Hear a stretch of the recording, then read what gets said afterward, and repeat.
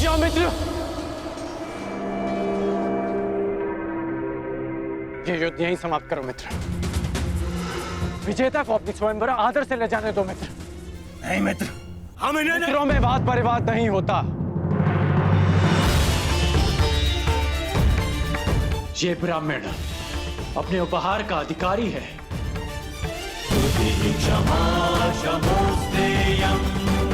जाने दो इसे। शौचमिन्द्रिय निग्रह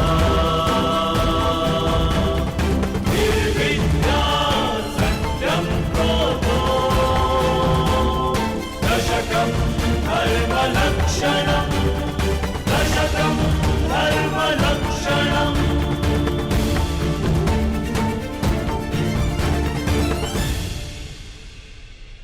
माता कुंती और पांडव जीवित हैं। मेरे मन से एक बोझ उतर गया। अन्यथा लाक्षागृह की वो अग्नि मेरे मन को सदैव जलाती रहती।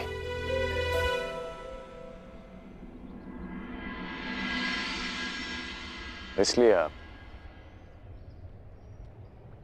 पांडवों की मृत्यु की सूचना से व्यथित नहीं थे, क्योंकि आपको सब कुछ ज्ञात था। यदि ज्ञात ना भी होता तो भी व्यथित होने का कोई कारण नहीं था। कर्ण, अब तो सत्य स्वीकारिए केशव। अब समझ आया आपका वो कथन कि एक खेल प्रारंभ होने जा रहा है। वो खेल जिसका मैं भी एक पात्र हूं। अब समझ में आया कि आपने मुझे स्वयंवर में भाग ना लेने की मंत्रणा क्यों दी। अब समझ आया कि कर्म की हुंकार भरने वाले कृष्ण उस समय क्यों मौन रहे, जब जन्म के कारण भरी सभा में मेरा उपहास उड़ाया गया।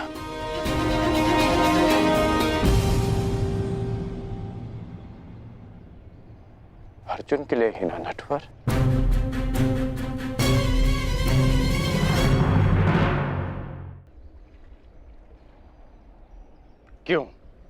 क्यों किया आपने ऐसा?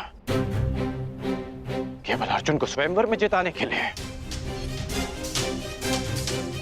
इसलिए आपने ऐसी परीक्षा रखी जो अर्जुन के पक्ष में हो, ताकि वो पांचाली का भंग कर सके। अर्जुन के लिए इतना झुकाव क्यों? उसके लिए मेरा अपमान क्यों? इतना बड़ा खेल क्यों? इतना पक्षपात क्यों? क्यों वासुदेव? क्या तुम ये कह रहे हो कि मैं पक्षपाती हूं मित्र? क्यों? क्या आप नहीं हैं? नहीं कर। मैं अर्जुन के उतना ही पक्ष में हूं जितना तुम्हारे पक्ष में। सत्य कहूं तो मैं सबके पक्ष में हूं और किसी के पक्ष में भी नहीं। ये तो कर्ता पर निर्भर करता है कि वो कौन सा पक्ष चुनता है मित्र। आप कुछ भी कहें, परंतु मुझे ज्ञात है कि ये खेल आप ही ने रचा है। ठीक है, यदि तुम ऐसा मानते हो तो क्या ये नहीं जानना चाहोगे कि मैंने ये सब कैसे किया? नहीं, मैं केवल ये जानना चाहूंगा कि आपने ये क्यों किया। प्रश्न बड़ा विकट है कर्ण। यदि विस्तार से इसका उत्तर दिया तो सुनने में तुम्हारा जीवन छोटा पड़ जाएगा, परंतु तुम्हारे शंका के निवारण के लिए मैं ऐसे संक्षिप्त में बताता हूं।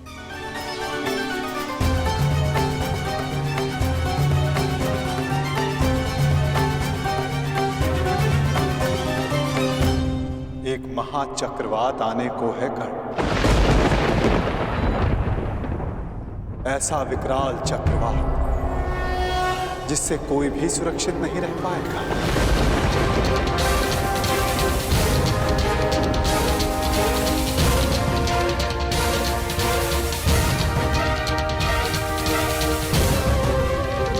एक महाचक्रवात आने को है कर्ण।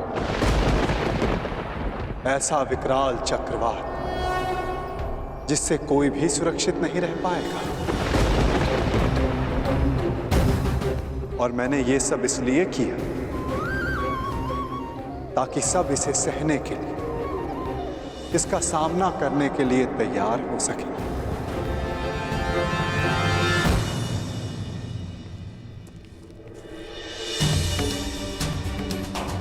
माताश्री, अब हमारे पीछे कोई नहीं।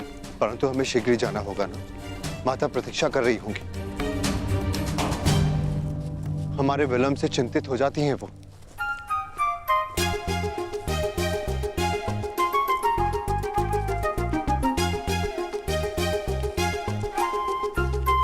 एक क्षण रुकिए आर्यपुत्र।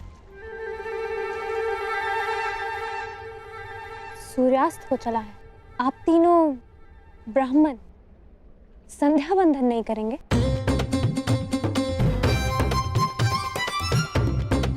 कोई ब्राह्मण किसी भी परिस्थिति में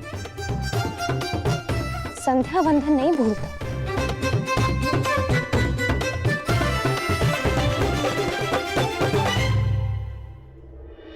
अपना परिचय दीजिए आर्यपुत्र। आपका गोत्र, आपका पंथ, आपका नाम क्या है? आपकी पत्नी जानना चाहती है धनुर्धारी।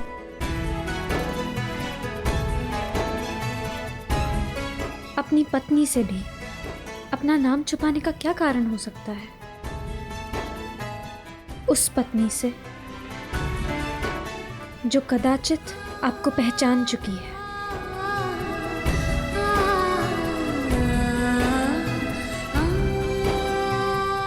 एक पत्नी होने के नाते आपका नाम लेना नीति सम्मत नहीं, परंतु आपकी आज्ञा हो तो क्या मैं आपका संभावित नाम ले सकती हूँ?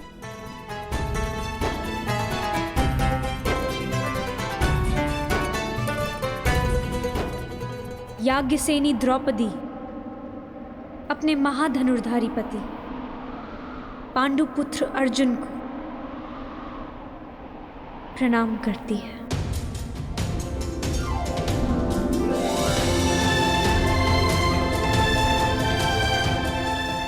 प्रणिपात आर्य अर्जुन।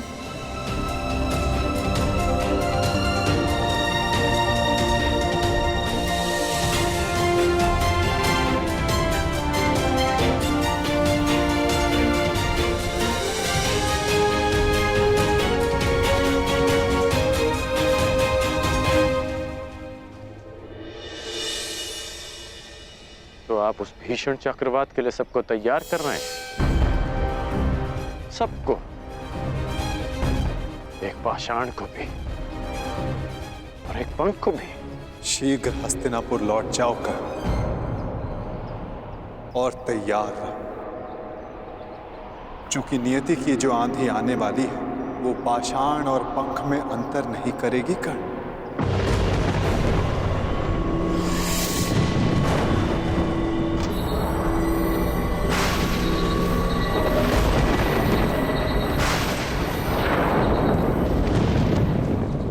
लगता है चक्रवात आने वाला है भ्राता।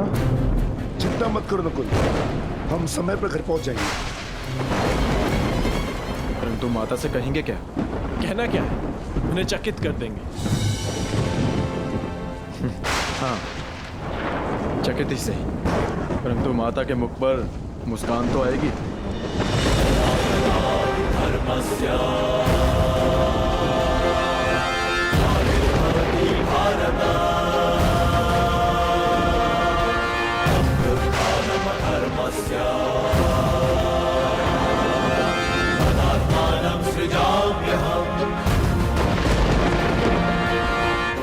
ऐसे भीषण चक्रवात पाषाण भी पंख बनकर उड़ जाता है कर्ण।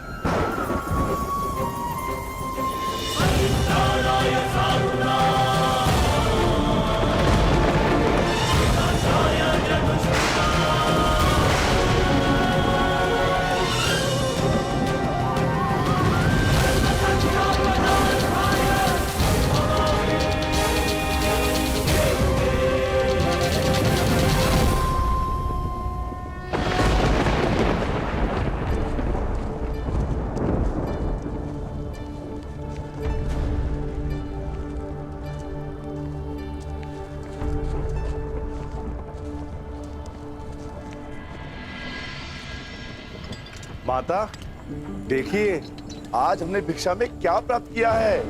देखना क्या है, भिक्षा ही लाए होगे ना। माता श्री, आपको देखना चाहिए, आप चकित रह जाएंगी।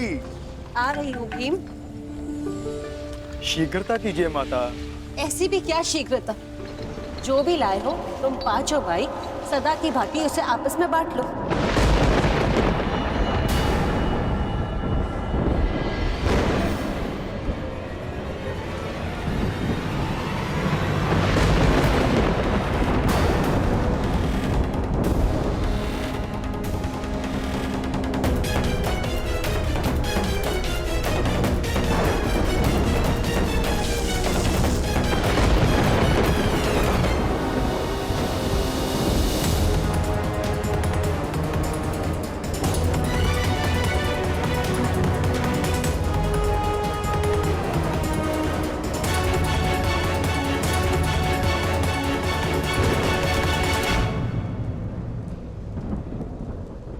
ये आपने क्या अनर्थ कर दिया माता श्री। पुत्र, मैंने जो कहा भूलवश कहा।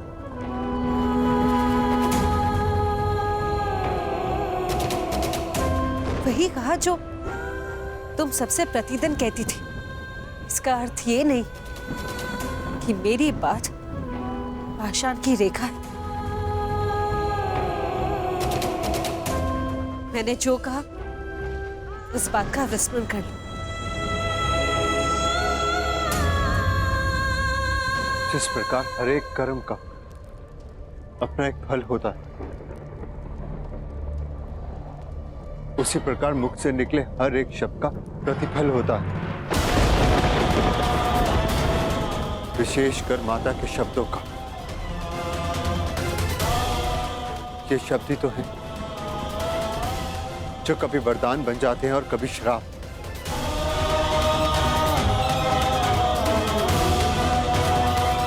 माता का वाग्दान माता की आज्ञा है, जो ना तो कभी भुलाया जा सकता है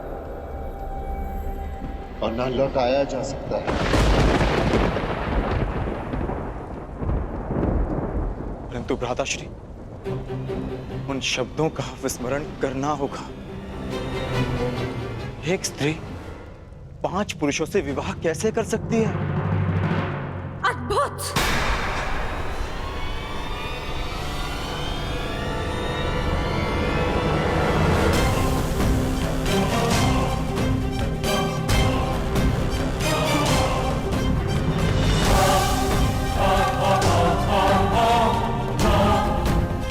मुझे लगा था कि ये 5 वीर माता के वचनों को उपहास समझकर टाल देंगे, परंतु उस बात पर हंसना तो दूर, एक मुस्कान तक नहीं है किसी के मुख पर।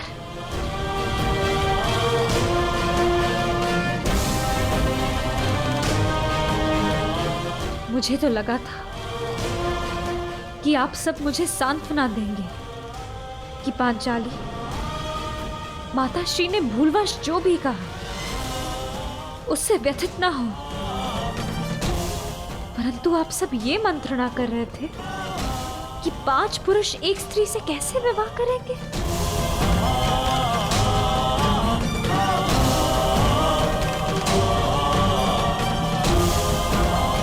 जिस स्त्री की लाज, उसका जीवन इन शब्दों ने दांव पर लगा दिया, उसकी तनिक भी चिंता नहीं किसी को। स्त्री को भिक्षा की रोटी समझ लिया आप सबने।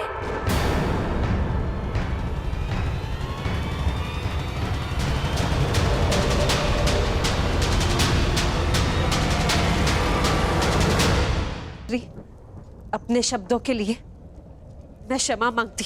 नहीं माताश्री, आपने जो कहा वो भूलवश कहा, परंतु इन सब ने जानते समझते आपके साथ उपहास किया था। मेरी क्या भूल है माताश्री?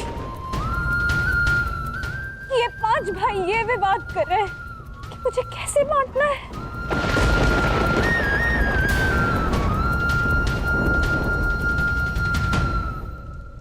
आपने मुझे स्वयंवर में वरा है आर्य अर्जुन, महाधनुष पर प्रत्यंचा चढ़ाकर असंभव लक्ष्य को भेद कर आपने अपनी वीरता तो सिद्ध कर दी, परंतु अपना उत्तरदायित्व नहीं समझा। जिसके बाणों ने आर्यव्रत के समस्त वीरों के बाण काट दिए, वो अपनी माता के वचनों को क्यों नहीं काट सका?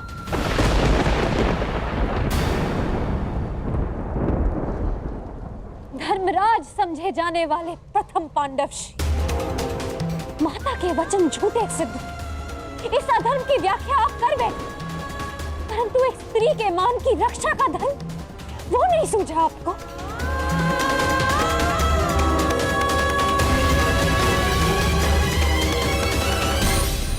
एक परिणीता विवाह के पश्चात जब अपने ससुराल आती है तो उसकी केवल एक ही इच्छा होती है कि उसका नया परिवार उसके घर में उसका स्वागत करे।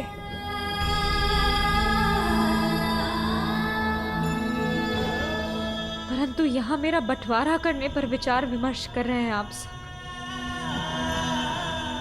अपनी माता को चकित करने के प्रयास में।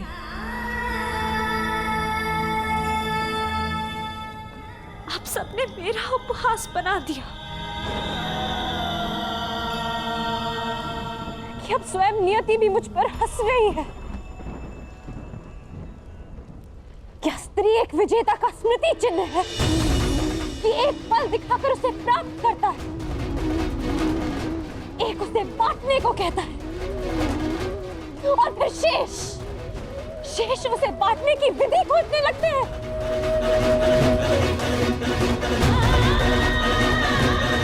महाबलशाली वृकोदर भीम, जिसने एक विशाल वृक्ष उठाकर मेरी रक्षा की चुनौती ली थी, पवन वेग से युद्ध किया, क्या वो उस पांचाली को उसका मान बनाए रखने का आश्वासन नहीं देगा?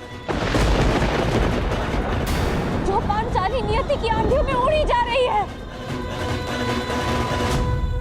क्या यही इस पांचाली का प्रारब्ध है आर्या?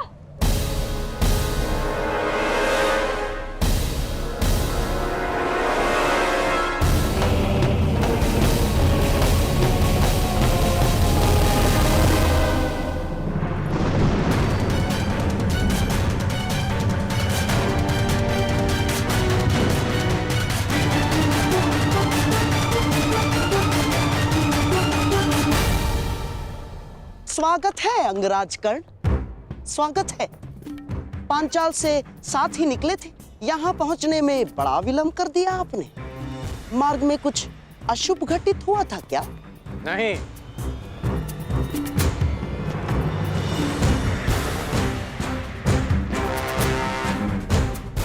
परंतु आपके इस भांति मार्ग में आने का अर्थ है कि यहाँ अवश्य कुछ अशुभ घटित होने वाला है। तुम्हारी विलक्षण बुद्धि को देखकर कभी कभी मुझे आश्चर्य होता है कि क्या तुम सचमुच सूत पुत्र ही हो?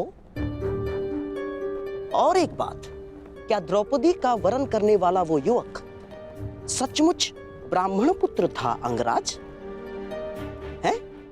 और प्रश्न तो ये भी उठता है कि अर्जुन जैसे महाधनुर्धर का सामना करने में सक्षम कर्ण ने उस ब्राह्मण से युद्ध क्यों नहीं किया? अर्थात परशुराम शिष्य को पराजय का भय हो ही नहीं सकता। तो उस युद्ध से पीछे हटने का कारण क्या था अंगराज कर्ण? क्योंकि एक सच्चा योद्धा युद्ध नीति का पालन करता है, वो ना कारण किसी से युद्ध करता है और ना किसी का अधिकार छीनता है। उस युवक ने अपने बल और कौशल से वो स्वयंवर जीता है। परंतु ये बात आप कैसे समझ सकते हैं? क्योंकि हाथों में बांसे रखकर षड्यंत्र रचने वाला एक सच्चे योद्धा का मन नहीं समझ सकता।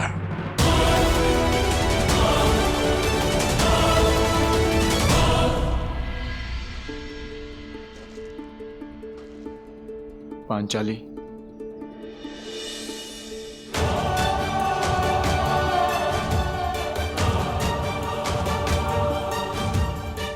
मुझे क्षमा कर दो पांचाली। किसी का मंतव्य तुम्हें ठेस पहुंचाना नहीं था।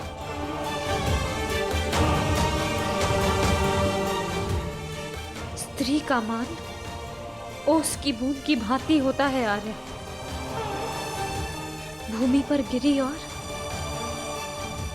अस्तित्व समाप्त। तुम्हारे अस्तित्व की रक्षा होगी पांचाली।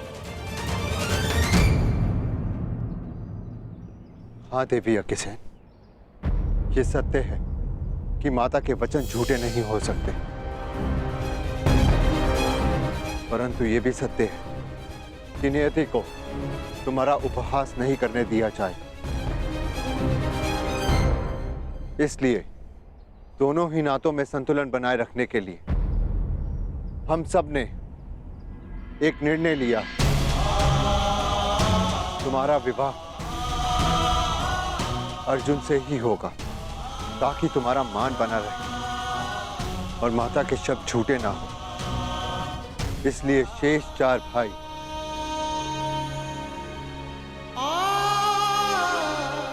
संन्यास लेंगे, संन्यास लेंगे, संन्यास लेंगे।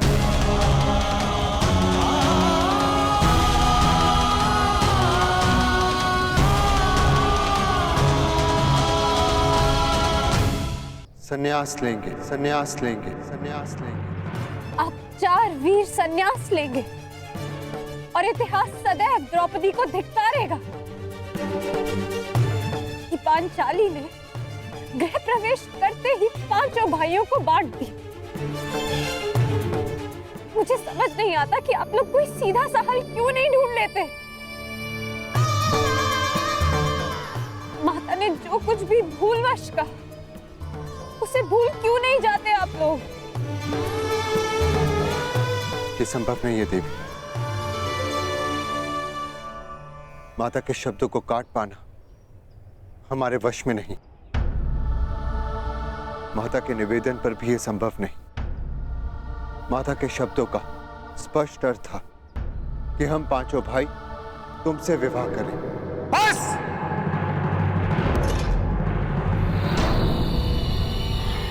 अब एक भी शब्द और मत कहना दुस्साहसी ब्राह्मण।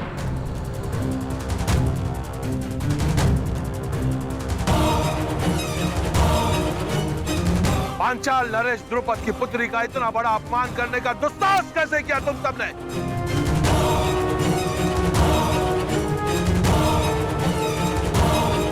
ये तो ईश्वर की कृपा है कि मैं यहां अपनी पुत्री का कुशल क्षेम पूछने आ गया, अन्यथा तुम सब अनर्थ करने जा रहे थे। पुत्री, तुम इसी क्षण पांचाल की ओर प्रस्थान कर रही हो और मैं युद्ध में इन सब का वध करूंगा।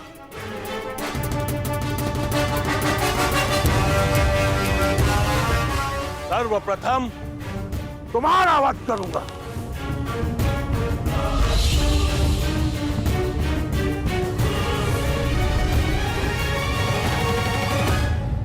ठहरिए पांचाल नरेश।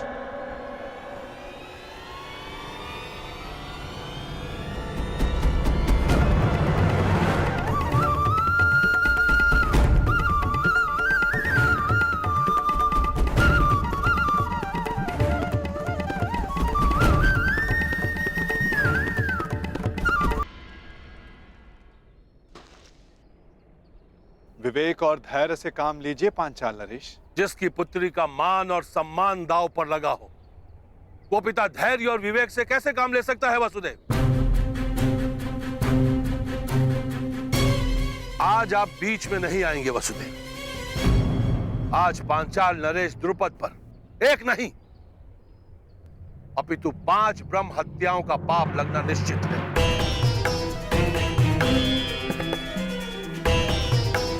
ब्रह्म हत्या का पाप तो आपके भाग्य में है ही नहीं पांचाल नरेश, क्योंकि आपके समक्ष कुरुवंश के क्षत्रिय महायोद्धा खड़े हैं। अर्थात ये पांचाल नरेश, ये और कोई नहीं परंतु कुंती पुत्र पांडव है।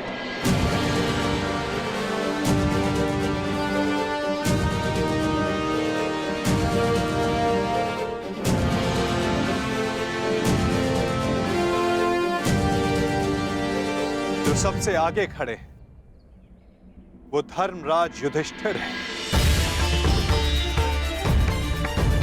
और जिसने खेल खेल में वृक्ष उठाकर स्वयंवर में विघ्न डालने वालों का संहार किया वो महाबली भीम है। शौचमिंद्रिय निग्रह और उनके दो सहायक नकुल और सहदेव। शौचमिंद्रिय निग्रह और जिसने असाध्य लक्ष्य भेद कर द्रौपदी को वरा वो वही अर्जुन है पांचाल नरेश, जिसे दमाता के रूप में पाने की आपकी आकांक्षा थी।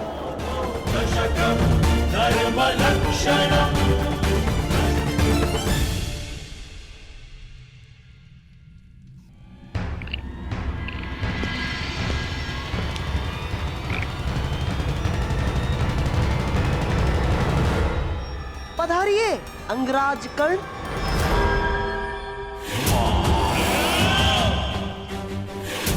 मित्र, तुमने मुझे बुलाया? हाँ। यदि तुम भी यही पूछना चाहते हो कि मैंने उस ब्राह्मण युवक को जाने क्यों,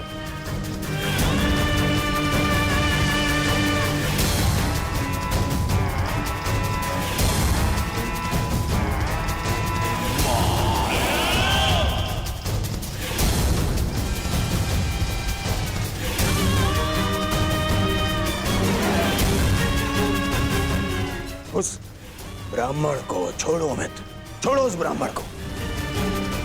ऐसा शुभ होने वाला है कि पांचाली स्वयंवर की त्रासदी भूल ही गया हूं मैं आज बहुत प्रसन्न हूं मित्र।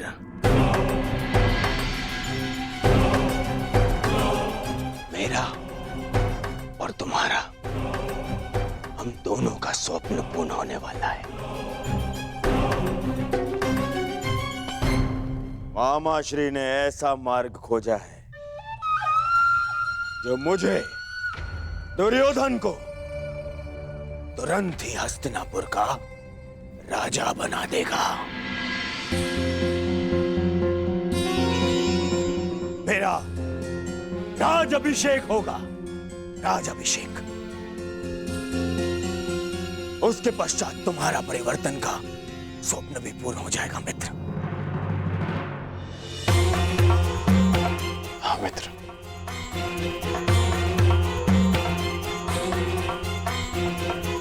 परंतु मैं तुम्हें कुछ बताना चाहता हूं कि मेरे होने वाले सम्राट, अपनी प्रसन्नता अपने मित्र के साथ बाद में बांटना है। पहले अपने पिताश्री से तो मिलकर आओ, वो तुम्हारी कब से प्रतीक्षा कर रहे हैं। मित्र, मैं अभी आता हूं।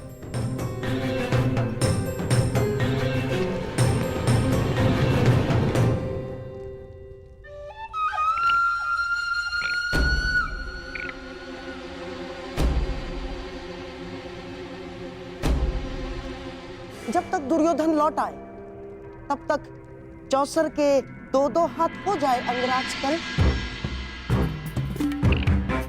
आप सदा अकेले खेलते हैं गांधार राज?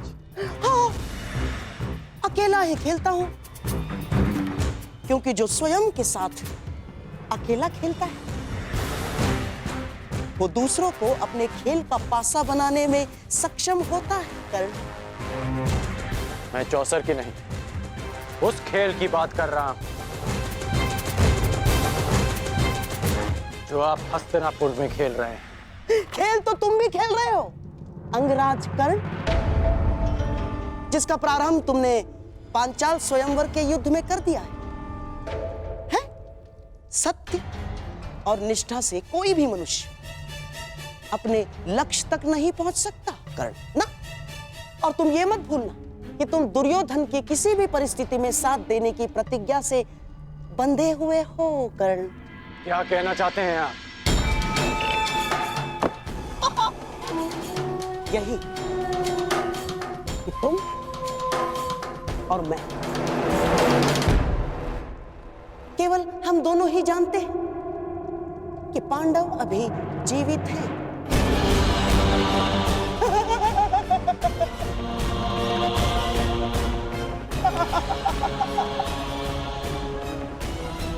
और यदि दुर्योधन को सम्राट बनते देखना चाहते हो तो ये सब किसी को ज्ञात नहीं होना चाहिए ना।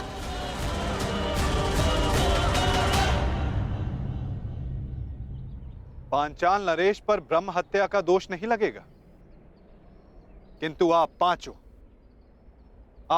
दोषी।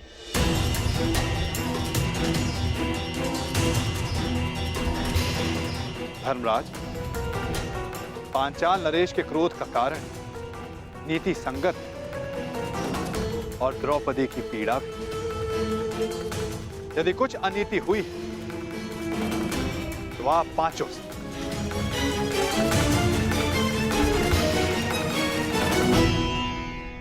कोई वस्तु नहीं जिसे बांट लिया जाए। वो जननी है, वो शक्ति है, वो एक कुल का सम्मान है जिसे बांटा नहीं जा सकता। सर्वप्रथम द्रौपदी को भिक्षा बताना सर्वथा अनुचित था।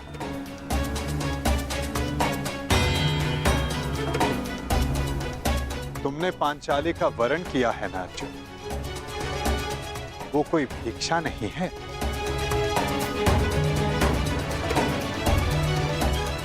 हुआ श्री, वचन सोच समझकर मुख से निकाले जाने चाहिए। अनुचित समय पर निकले अनुचित शब्द ब्रह्मास्त्र से भी अधिक विनाशक सिद्ध होते हैं। माता सदा चाहती है कि उसकी संतान प्रेम से रहे, परंतु बिना परिस्थिति जांचे, बिना परिणाम का आकलन किए कोई निर्णय सुना देना घातक सिद्ध होता है। संतान प्रेम में लिया गया अनुचित निर्णय कभी कभी सृष्टि का चक्र डगमगा देता है बुआ श्री।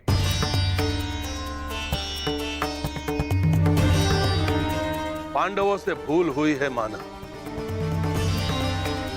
देवी कुंती से भूलवश वाकदान हुआ है यह भी माना, परंतु वसुदेव, इसमें मेरी पुत्री का क्या दोष? मेरी पुत्री के भविष्य का क्या होगा? यह निर्णय तो स्वयं पांचाली ही ले सकती है। पांचाल नरेश, चूंकि एक स्त्री से उसके भविष्य का, उसका दाम्पत्य चुनने का अधिकार उससे कोई नहीं ले सकता।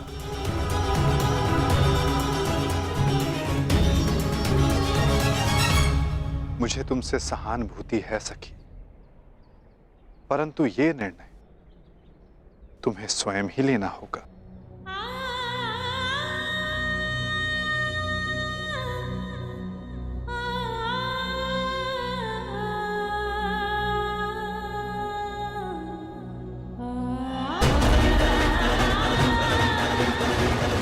पांचाली,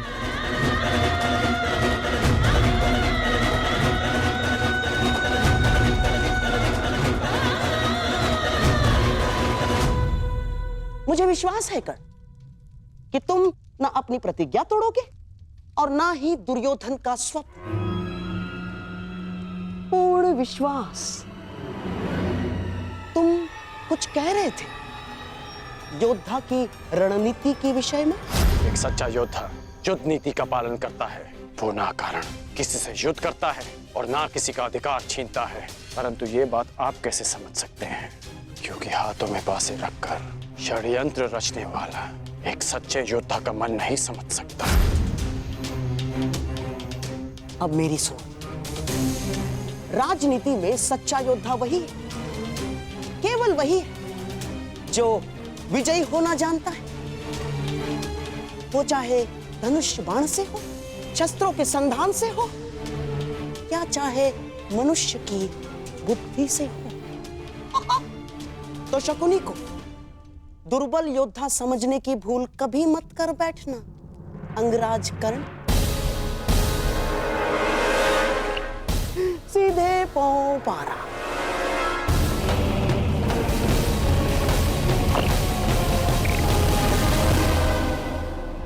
तुम परास्त हो गए कर्ण।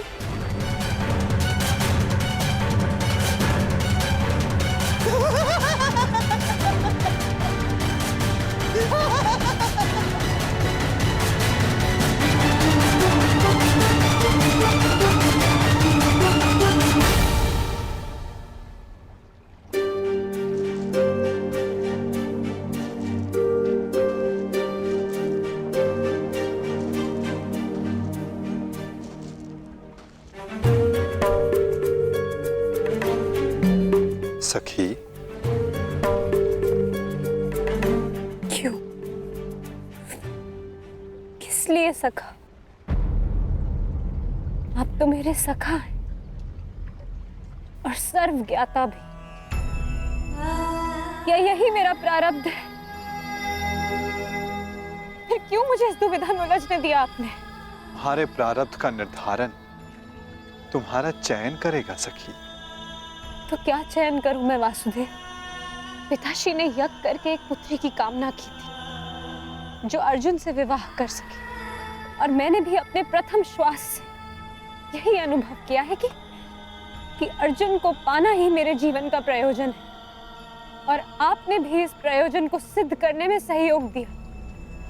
और अब जब ये प्रयोजन सिद्ध हो गया तो एक नई दुविधा उपस्थित हो गई।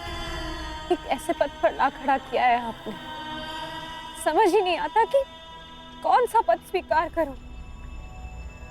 क्या इस दुविधा में पड़े रहना ही मेरे जीवन का प्रारब्ध है? हम सब यात्री हैं सखी, और हर यात्री के मार्ग में कभी ना कभी ऐसे मोड़ आते हैं जब वो संशय में घिर जाता है। उस समय तनिक पीछे हटकर परिणाम और उद्देश्य के विषय में सोचना चाहिए, देखना चाहिए कि किस मार्ग पर क्या मिलने वाला है। तनिक विचार करो सखी, यदि तुम पांचों पांडवों से विवाह करने के लिए हां करती हो तो क्या होगा? इतिहास सदा के लिए मुझे 5 पतियों की पत्नी के रूप में जानेगा।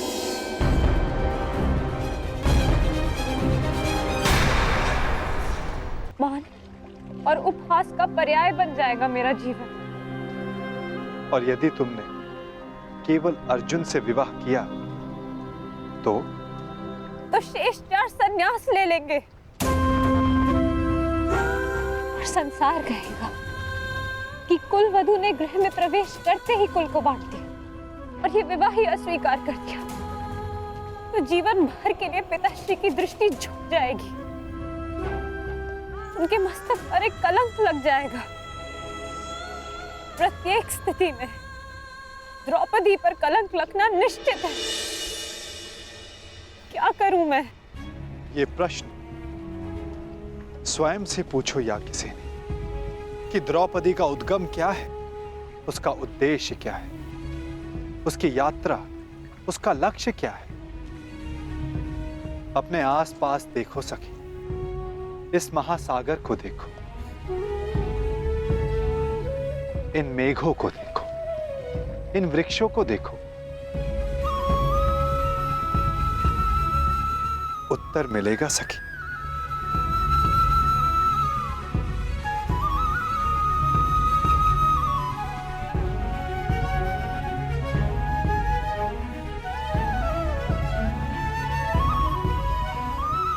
तो क्या कहा इस महासागर ने, इस मेघ, इन वृक्षों ने? यही कि यदि उद्देश्य से हट जाए तो उद्गम भी लांछित होता है।